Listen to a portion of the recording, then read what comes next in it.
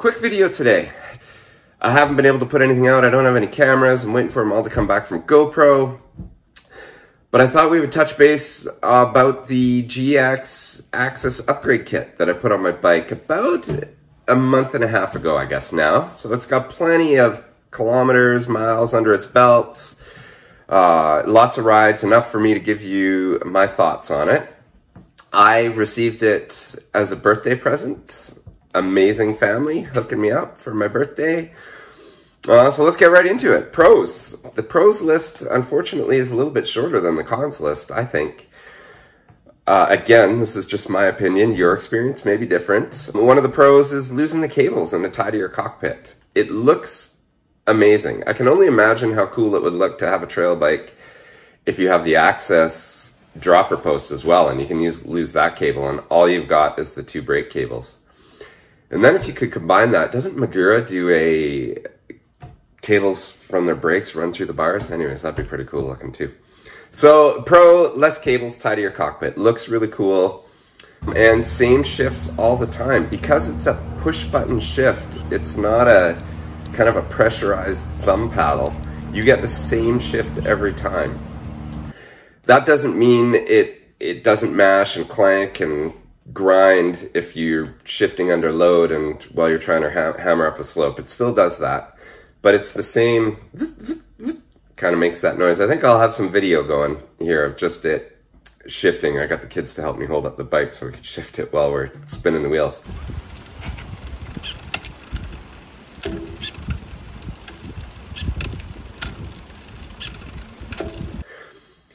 And the cool factor, I guess, is a pro. I'm not sure. I'm not sure if that's a pro, but if you like the latest and greatest, then maybe. If you've blinged out everything else on your bike and this is the last area that you can bling out, then maybe that's a pro. But some of the cons obviously are price. It's expensive. It's like $1,000 in Canada. And then if you smash that derailleur, that's, oh God, I haven't even looked at the price. It's probably another $600 or something to get a new derailleur. If you forget to charge it, you're out of luck. You're in whatever gear you're in. I guess if you run the AXS seat post too, the batteries, I believe, are interchangeable, so you could limp your way back home that way.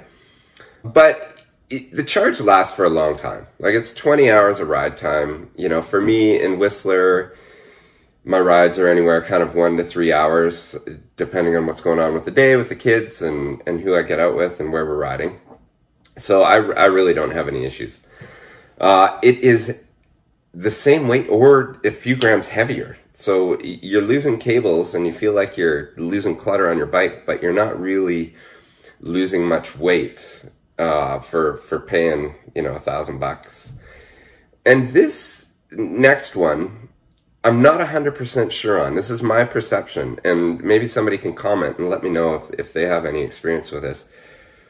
I'm not sure that the clutch works as good as the cable-actuated cousin. It's the GX derailleur. It seems to be a little bit noisier. Not a ton. And again, I'm kind of hypersensitive to noise on my bike. I hear things that nobody else does. So it might just be me, but it just doesn't seem to be as tight. It's so much so anyways that I'm contemplating getting some sort of change management noise system like the STFU, just to try and eliminate that just as a fluke and me being hypersensitive and actually seeing if it is the clutch. But it just feels a little bit looser. It could just be me though. So to summarize, is it worth it? You're paying full retail? Hard to say yes. Hard to say yes unless it is the last thing that you want to bling out on your forever bike.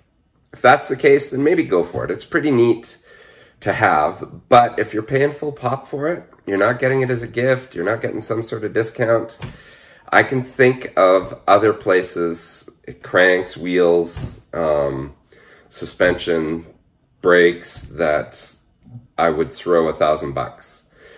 The reason actually that $1,000 didn't get thrown in another place, cranks specifically, was they just weren't in stock and aren't going to be in stock until I think July or August or something. So yeah, it doesn't change the way I ride. I still shift like a goon and still grind and smash gears going uphill. It's kind of neat to have.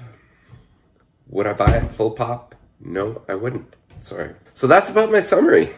Any questions at all or any comments, or if you have a different experience, let me know below. Thanks for watching. We'll see you in the next one.